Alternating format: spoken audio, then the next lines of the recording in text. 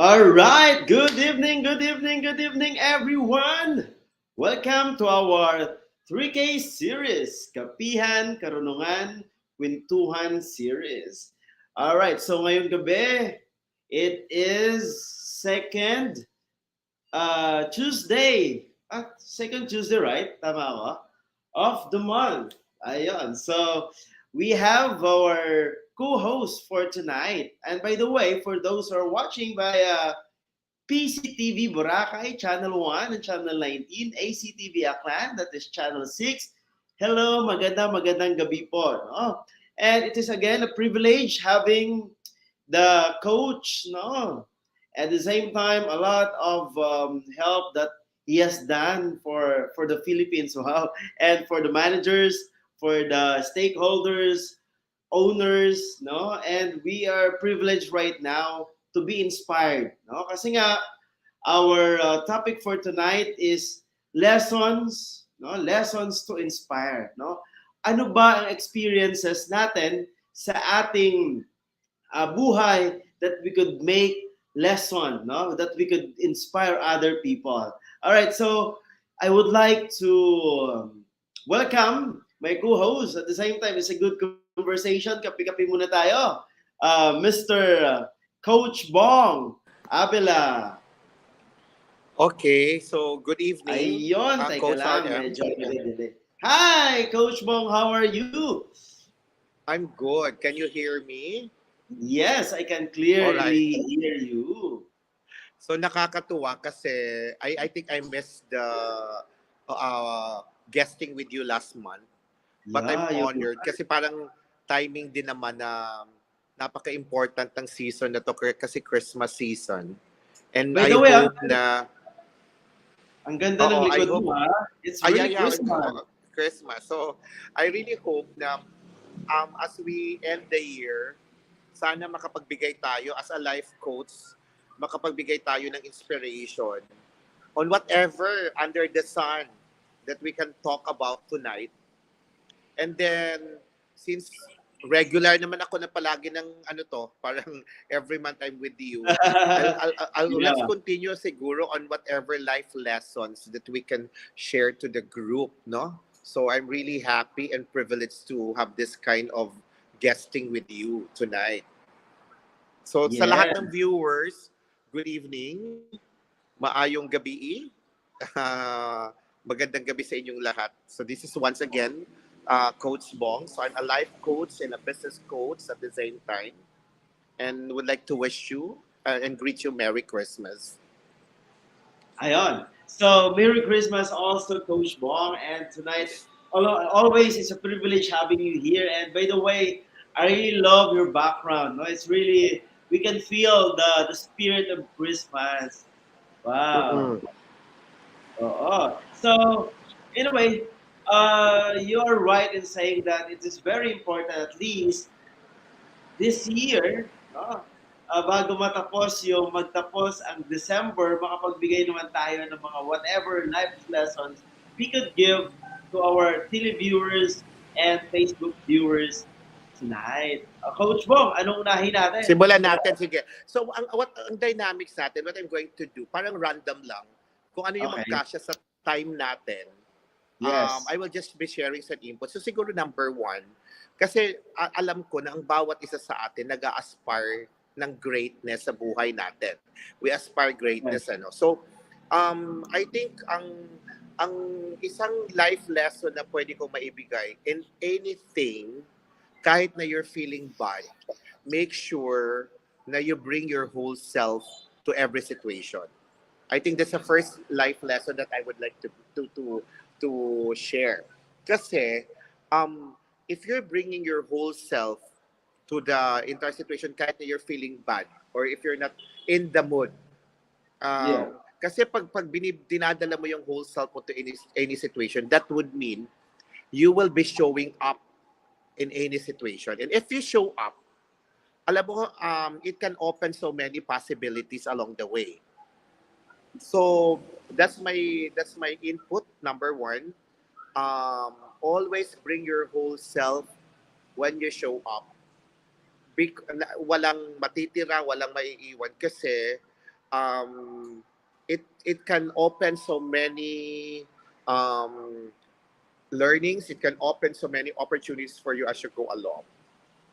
So, Yes. it was just one thing that I've learned as an individual also. Yung minsan, di ba, yung parang half-hearted ka, hindi Yeah. heartfelt, hindi heartfelt yung binigay mo sa sarili mo. Kaya you cannot capture the the right moment. So, that's the first input that I would like to share to everyone.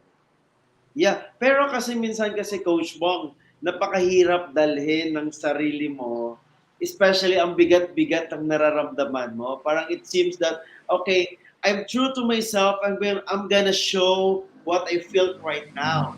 But ikaw naman, sinasabi mo na, no, dapat hindi mo, ano tawag ito, huwag kang maging malungkot. Don't bring your bad feelings to others. No, Show, it's not like that. Actually, it's not like that, Coach RM. What I'm trying to okay, say, Jane. regardless, even if you're feeling bad, even if you Okay. are not in the mood, you still bring your whole self. So when you bring your whole self, that would mean you bring the authentic you.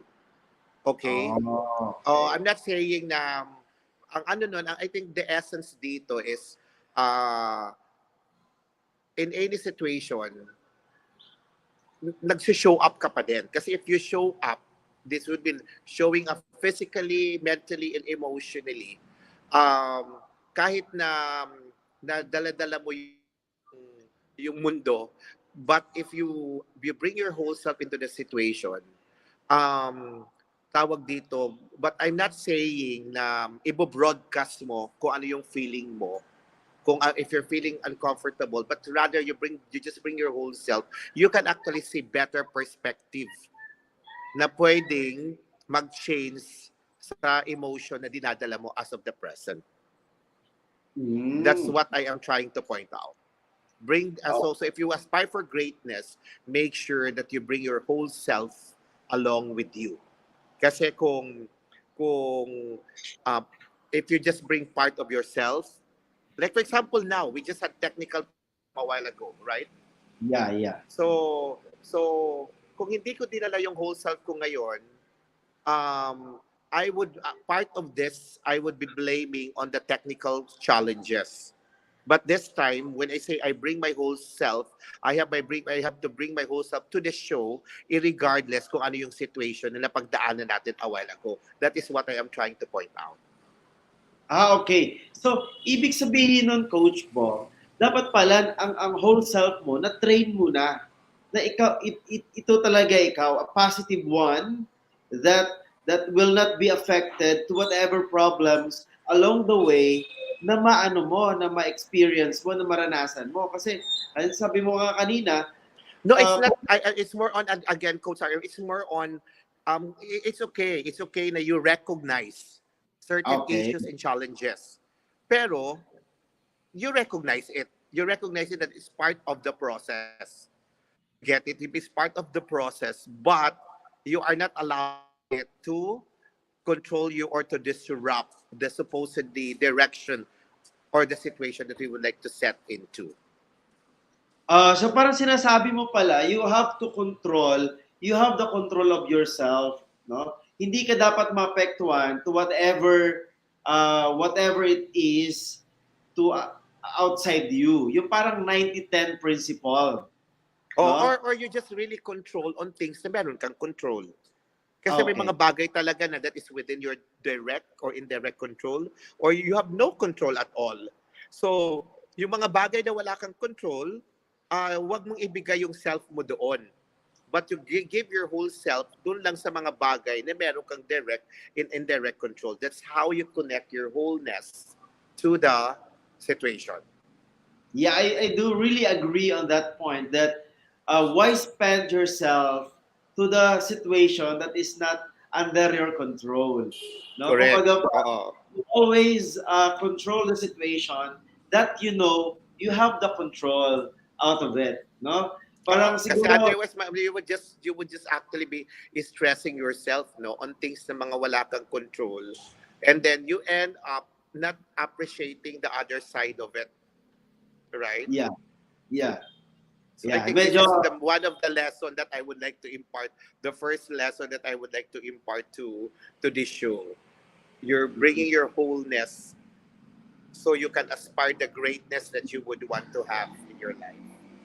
pero Coach Bong, additional, ano ko lang, no? Not additional, clarification.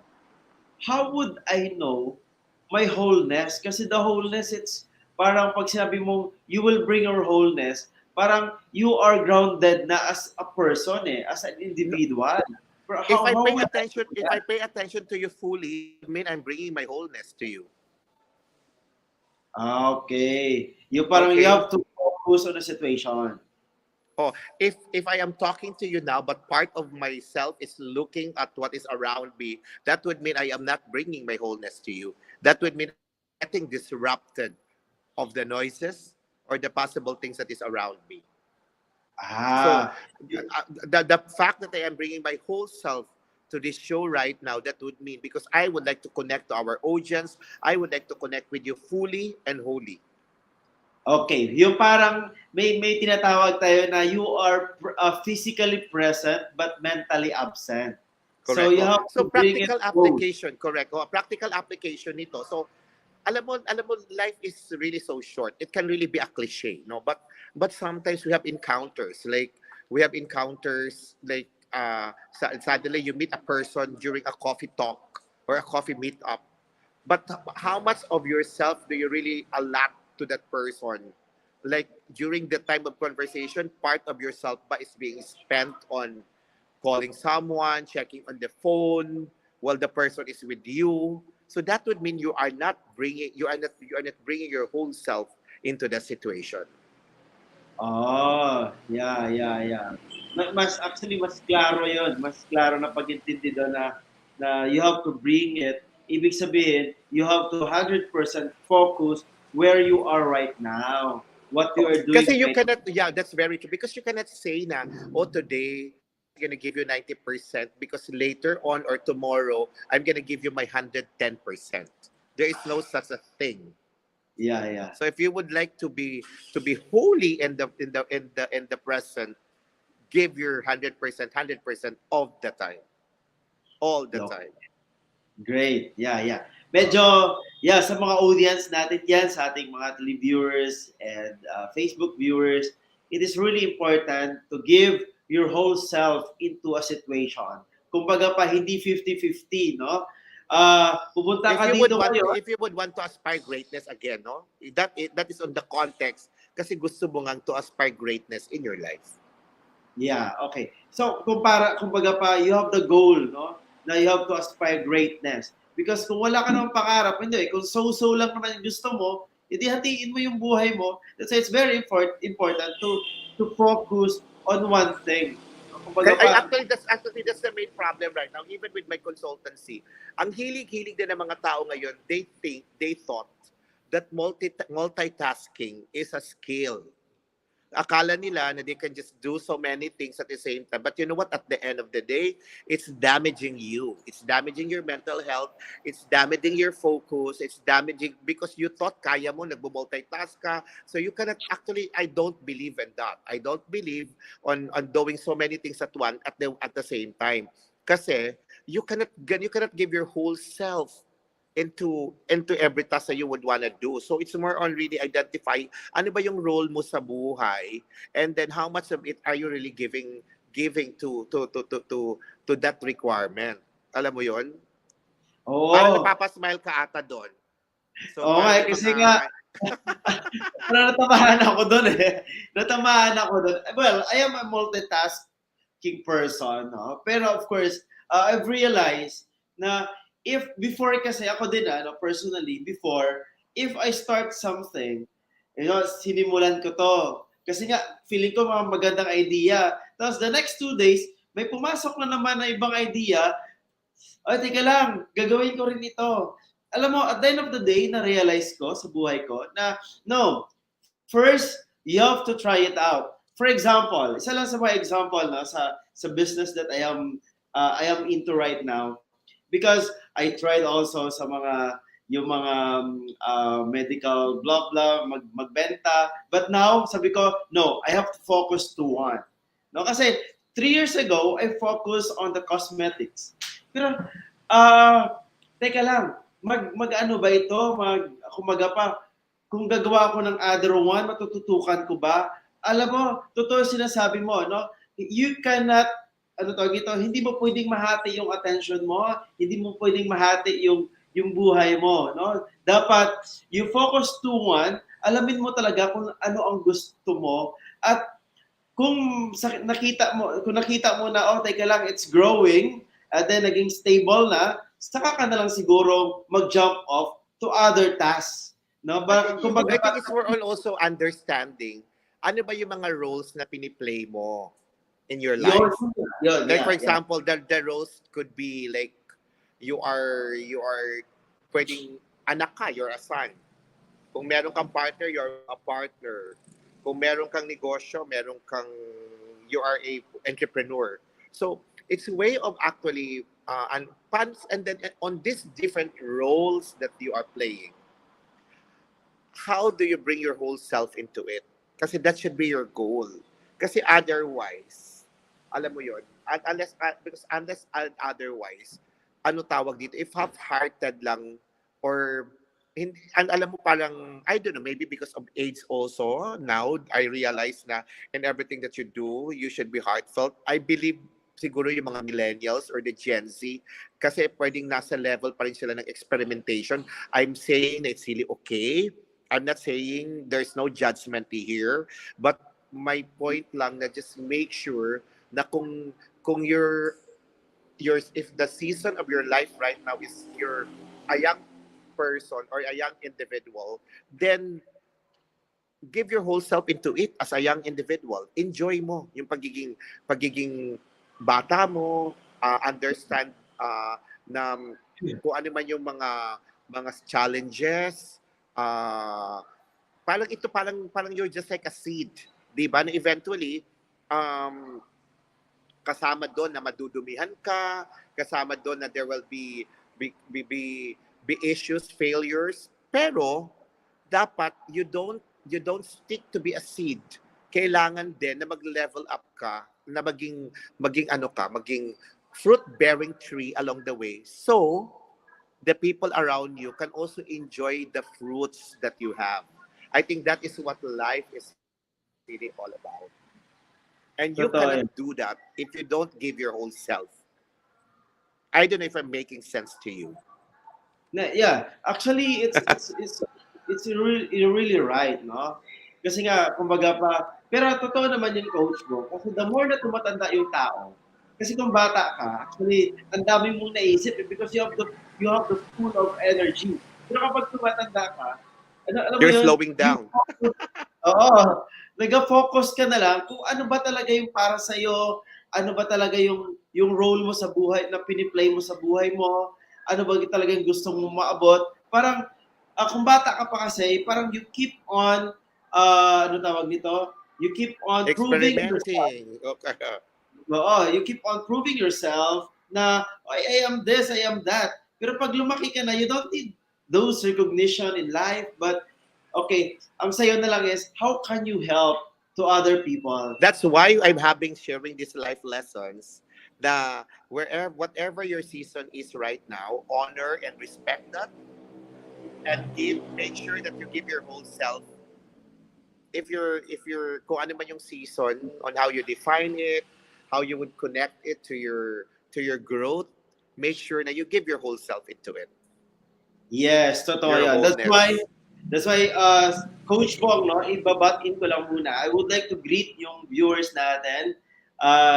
DOD, Mr. Francis Daguhoy, no, giving himself his whole self, no, sharing right now blessings. No, Hi, Francis. So at least meron na Francis, tayong one viewer. oo. No, just kidding. Oo. Actually, nagpa-fluctuate yung viewers natin sa Facebook, but we're sure that we have a lot watching there right now.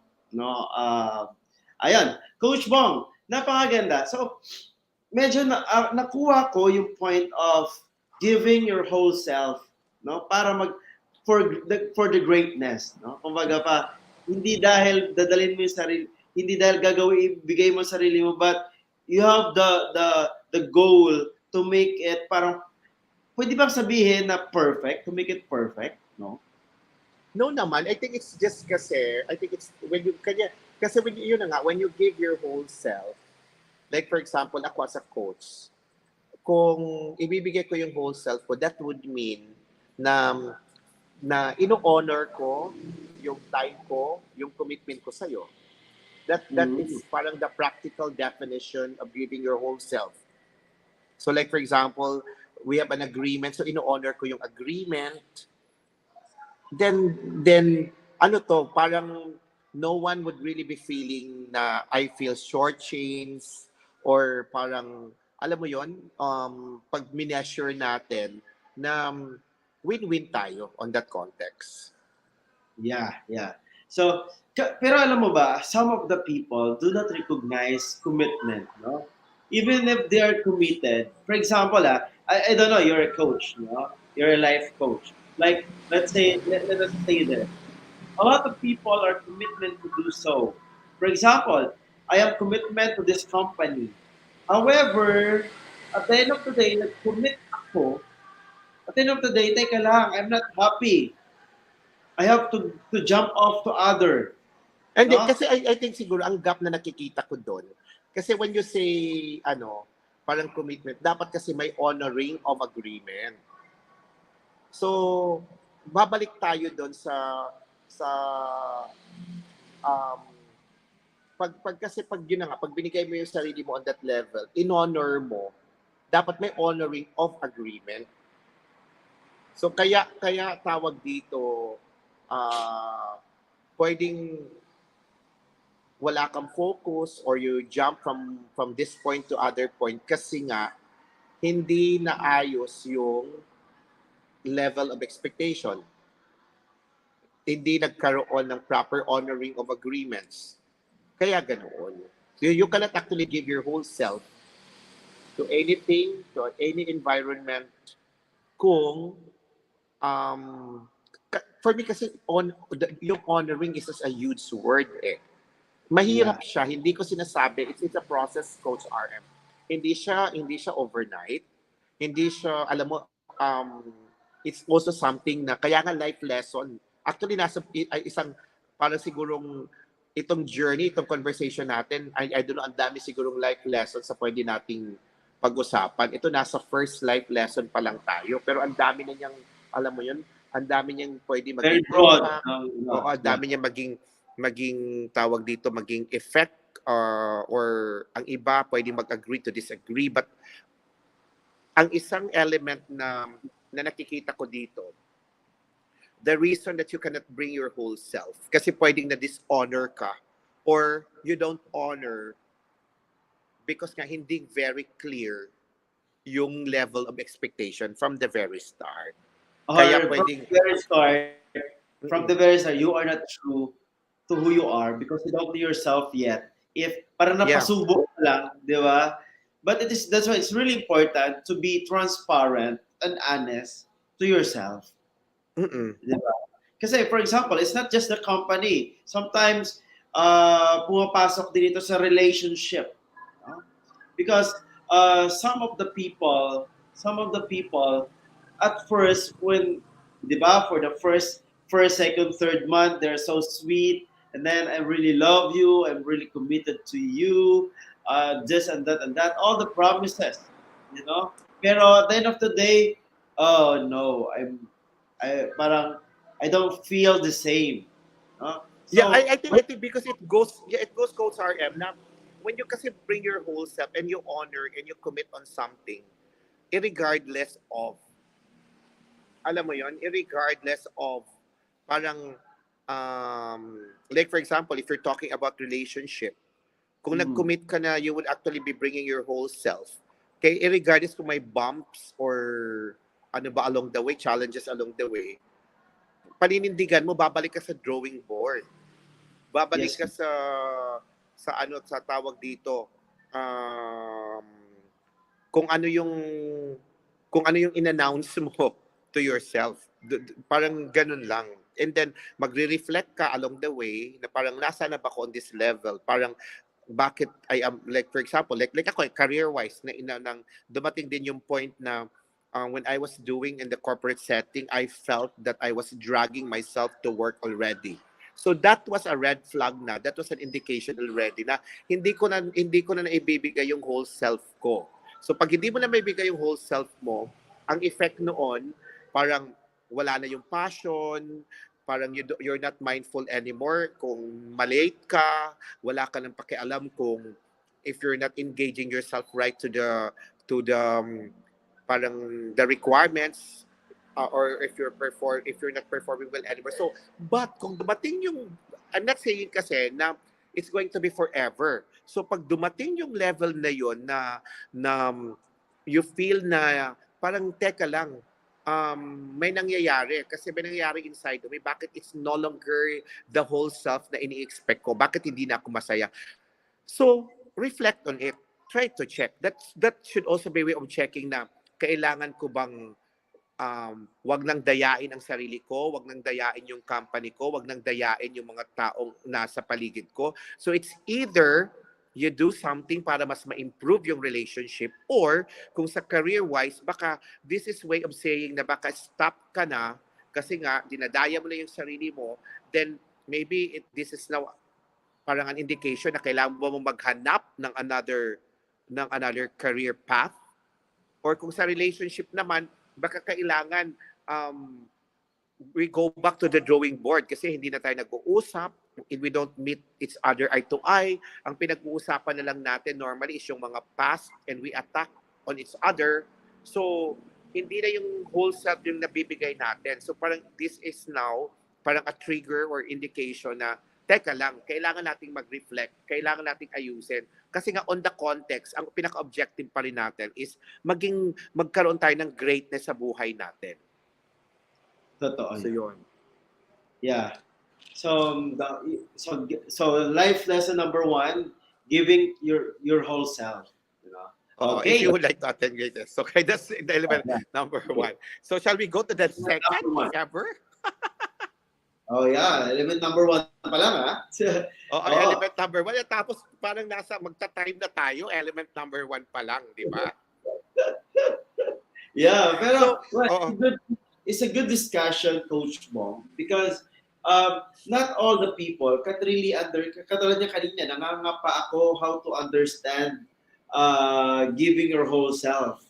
You know? Nung nagsisimula tayo, that's why I have a lot of situations na ito ba yon, ito ba yon, ito ba yon, until such time na okay, what you mean of it is giving your whole self. For example, right now, I have to focus and not to be disturbed what is happening around me, so that I can have a quality result. The most important is quality result or greatness. There will be greatness in this conversation, right? Yes. Sige. So, yeah. So ngayon, okay, the second lesson that I would like to share, maybe hanggang second lesson na lang tayo kasi ngayon time natin, ano? So, the second lesson, kung bakit nalulungkot yung mga tao most of the time. Okay. Number 1, kasi we keep on living in the past. Or if we keep on, alam mo yun, allowing the past, kung ano yung mga nangyari natin sa nakaraan to control us. Okay? Then second, that's the very reason kung bakit malungkot yung tao at hindi siya nagiging masaya kasi we keep on comparing ourselves with others. Especially ngayon with the social media. Diba? Masyado nating tinitingnan na pag ngayon ang dami ng platform. Pag may hindi lang, naku, walang nag-like sa TikTok ko o kaya walang nag-like sa Twitter, walang nag-like sa Facebook or Instagram. And then, bakit ito? Hindi naman maganda yung kanyang content. Ang daming nagla-like. Things like, kasi we keep on comparing ourselves with others. So, if you would really want to be happier in life, kailangan mo nang iwanan yung past in the past. Bakit? Kasi, it came to pass not to stay. Yung past mo is not there para magstay at kaya lang naman nagugulo yung buhay natin. Kaya hindi tayo makapag-move on kasi we allow the past to stay with us. So what are we going to do? Live for what today has to offer, not what yesterday has taken away. Kasi nga part of the past na siya eh. So ang dami niyang nakuha sa iyo, pwedeng nakuha niya yung a portion of your joy, nakuha niya sa iyo yung a portion of your passion, a portion of your alam mo yung building relationship. So tama na. So wag ka nang manirahan o wag mo nang i-allow na i-control ka nun kung gusto mong maging masaya sa buhay. Tama na, stop na. And then, enjoy mo na lang yung present mo. Bring your whole self to the present para mas ma-enjoy mo yung ngayon. So that's my lesson number 2. Kasi 'di ba, we need to learn from the past. Hindi natin whatever positive things that happened to us, we have to bring it yung positive, no? Pero lahat naman ng mga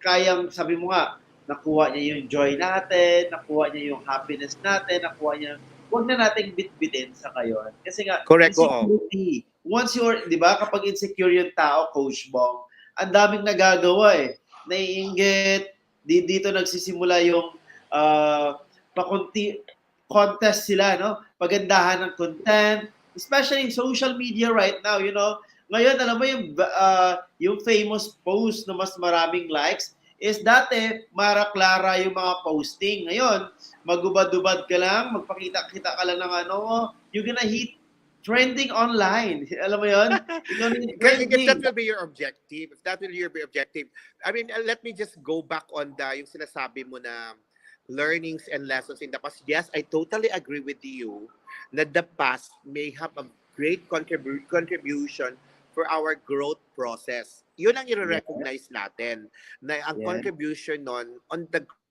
process and on the learnings.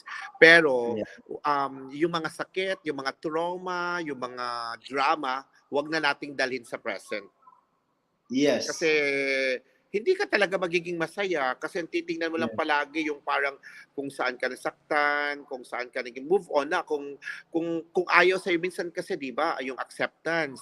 Pag hindi ka in-invite, kung ayaw na sa'yo, then okay lang, 'di ba? Ang point lang naman noon is buhay ka pa naman, meron ka pang that would mean meron ka pang hope, meron ka pang pag-asa, then yun ang i-enjoy mo. Wag na yung parang ay hindi nila ako in-invite ng the last party or hindi ako naging things like that, parang tama na yung mga issues na yun.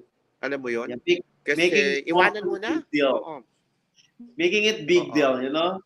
Dapat tama Oo. 'yon. Tama na. Hindi kasi baka malay mo nakalimutan ka lang kasi busy, 'di ba? Pero Mm-mm. alam mo that is basic the basic attitude yung mga taong may insecurity, no?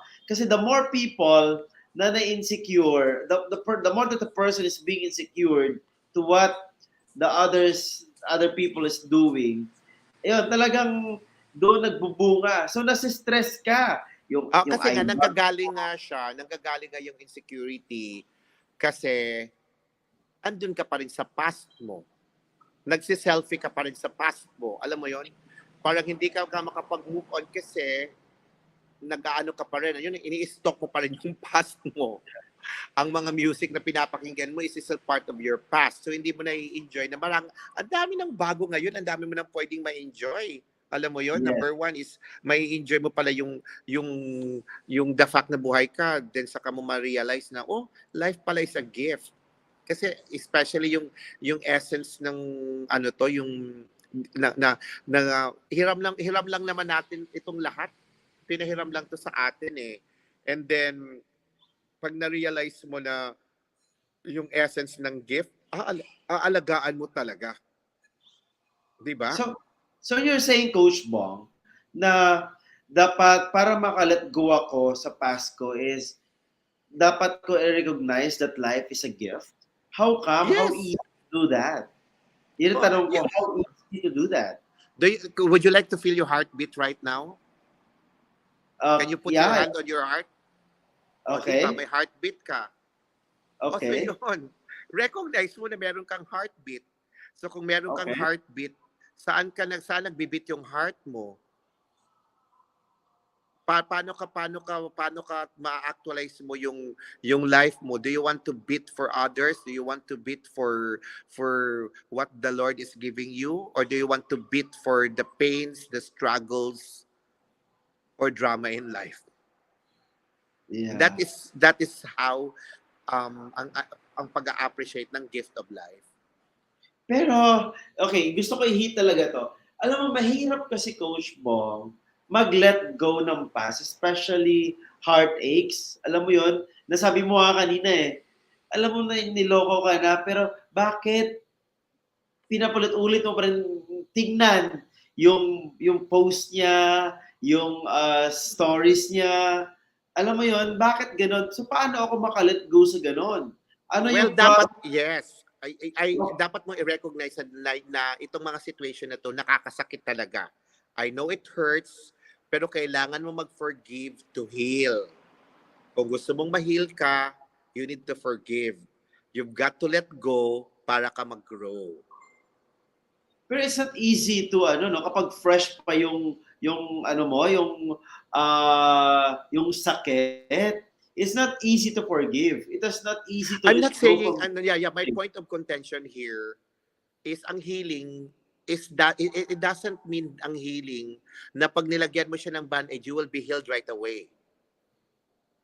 Right? Okay. It No. doesn't You mean won't. na pag Yeah, yeah. sumakit yung ipin mo, na pag na-recognize mo na masakit yung ipin mo, na you will be healed right away. Yeah. Some has to go to, kasi depending on the pain, some has to go to antibiotics, some has to go to na kailangan talaga tanggalin yung ipin para for complete healing to come. But, nire-recognize mo na you're hurt.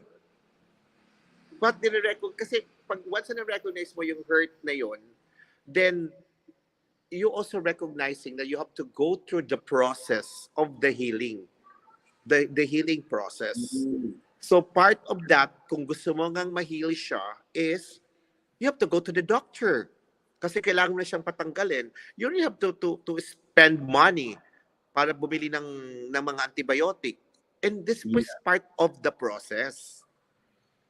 Pero, it doesn't qualify na hindi ka na-hurt. Yeah, you're still hurting on that level. Pero, nang in-embrace mo to, nang gumawa ka ng mga action yan on how to counter with your hurt, pag sinabi na o mag-stop ka muna, wag ka munang kailangan mo mag-rest, that's part of the healing process. Okay. Ni-recognize mo hanggang sa you would just be amazed. Some it will take 2 days, some it will take 5 days, some it will take even months. But you're going through this certain process na tinatawag nating healing. So we have to recognize that healing is not just a one-time big time na okay, I forgive you right now. No, it's not. But I have to recognize that nasaktan ako, give me time na mahil ako. Parang ganun. So, other person also will say that. Diba? Kasi if there's no understanding to the feeling, if there's no recognition, hindi mapaprocess yung healing. Although kasi din, yeah, that's another topic, ano. It's more on sa sarili mo din eh. Parang sometimes pwedeng hindi siya mutual. Sometimes hindi na kailangan na parang for full healing to come, dapat ma-recognize din ng another person or another party na na-hurt ka. Sometimes kasi parang pag ikaw mismo, like for example, kung relationship na ito, pag pag nalaman mo na nasaktan ka, pero kailangan mo mag-forgive to heal, and then kailangan mo mag-let go, then growth can come into the picture also. Okay. Okay. I don't know if I'm making sense with you.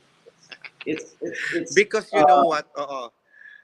So, ang I think ang pinaka major contention ko dito, pag if we're holding on to the pain, it is actually making life short. So, it doesn't mean na forgiveness doesn't mean they were right and you were wrong. Always remember that. it doesn't mean also na letting go doesn't mean you are weak. It shows you are strong.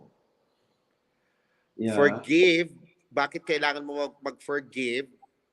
More on sa sarili mo yan dapat, Coach RM, kasi when you forgive, hindi dahil because ipo-forgive ka rin ng other party, but because pag nag-forgive ka, you will have peace of mind.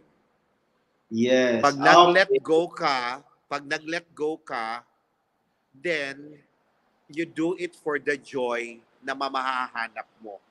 You get it? Yeah. So, yun ang replacement.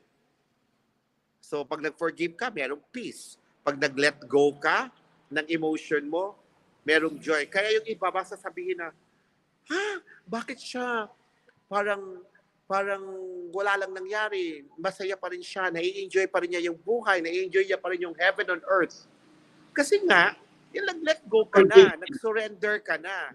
Di Yeah. ba? Fully surrender ka na. Eh, life is short lang. Gusto mo ba maging miserable yung buhay mo all throughout? Ako ayoko.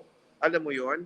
So, Sige. may enjoy mo pa rin yung may enjoy mo pa rin yung akala ng iba miserable yung buhay mo. Akala mo kasi ganito ganyan ganyan kasi ito nangyari sa iyo. No.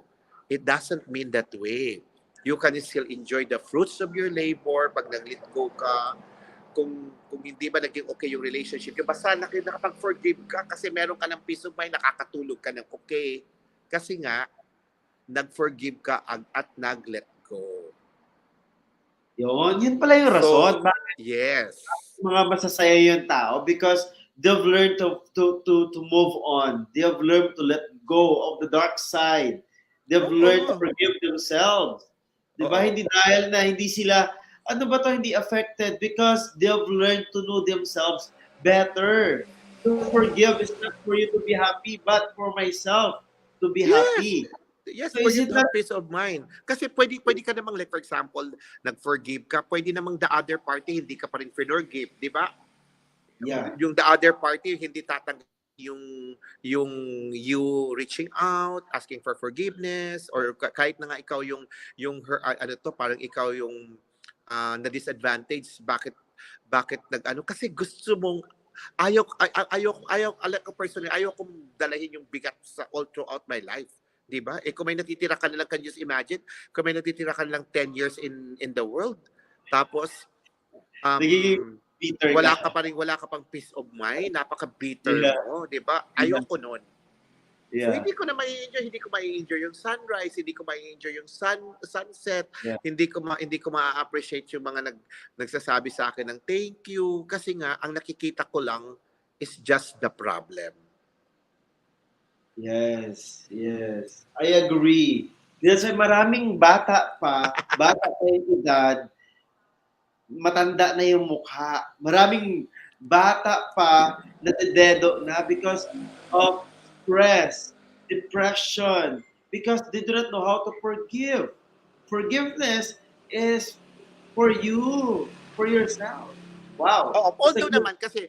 although kasi din naman I totally understand also yung mga deep-seated na Okay. concerns or issues. Like for example, if you've been abandoned by your parents, ang matagal din yung process na yon. It can really be very traumatic, ano?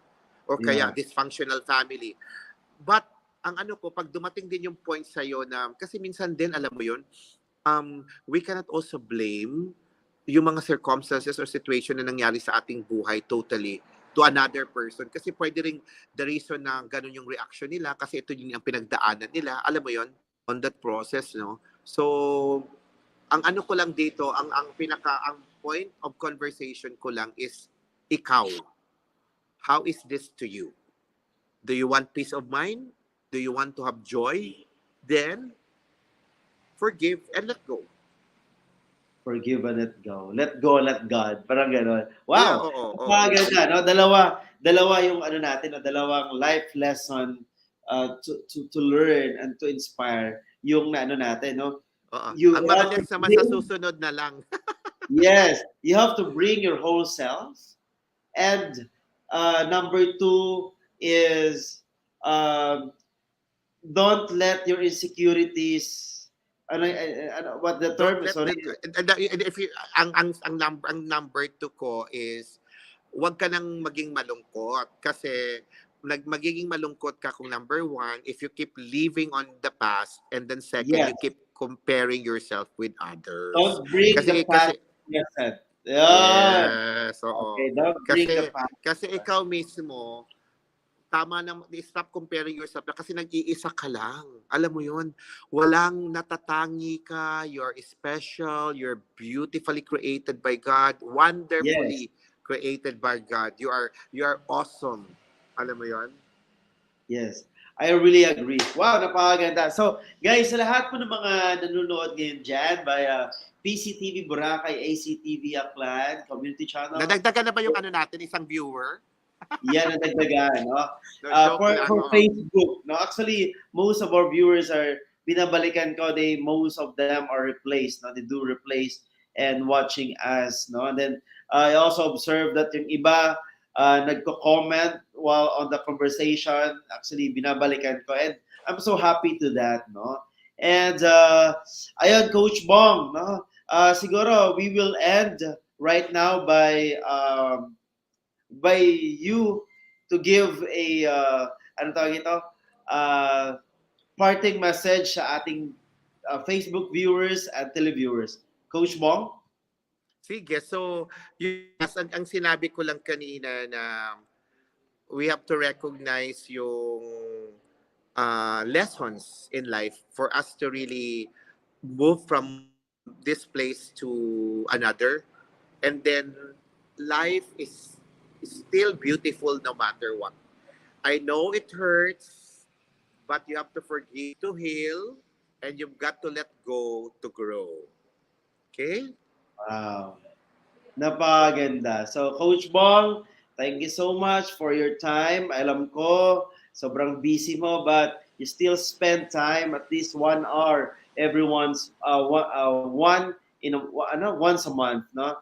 Thank you so much for everything, and hopefully I could see you and be here also with me in PCTV studio, and let's make it here live, no? Face to face. So, Sige, soon. Uh-uh. yes, yes. And also, Coach Bong, I'm also inviting you. When let me know your schedule, and then we. I will invite you to be my co-host also in the Food Hunts. Na mayroon tayong project ngayon. Food Hunts naman, it's a top 3 food ng mga restaurants natin dito sa Boracay na they can showcase. Kasi alam natin kahaba-haba ng ating mga menu, pero ano ba talaga yung top 3 mo? What is Pero your ano yung focus? dapat actual? Nakakain talaga tayo? Yes. Oo. Oo, Actual, sige. we will talk about it. No, it's all about, it's still a talk show, no? But it's not Okay. live. We'll make it recorded, no? Tapos piniplay lang natin. Okay? Sige, I'm so looking So, forward to that. yes, I'll say. Okay, maybe also we could have it pag sa ibang lugar, we could have it. But right now, we're having it here in Boracay because Boracay right now, guests are picking up. No, thank you so much. And by the way, meron nabasa ko, tuloy ang fireworks sa December 31 sa New Year. Magkakaroon na ng fireworks dito sa isla ng Boracay. Yay! Sana. Oh Oo. yeah, tuloy daw, tuloy. Yes. So see Sige, you here. sana oo, I can be there, no? Oo. May ano na ba? May ano, okay na ba? Free accommodation na ba ako pag pumunta diyan? Let us see, let Just us see. kidding. Mahirap maghanap pag peak season. Oo, Yeah, yeah. sige. Another time we could have it. Peak season kasi hirap maghanap, but we will try our best. All right, Coach Bong. All Thank you right. so much for your time. Sa lahat po na nandito, sa lahat po ng mga nandito, salamat po, no? Bye-bye, bye-bye. Coach Bong, bye-bye po. Bye-bye. Thank you. Bye-bye po. So in 5, 4, 3, 2, 1.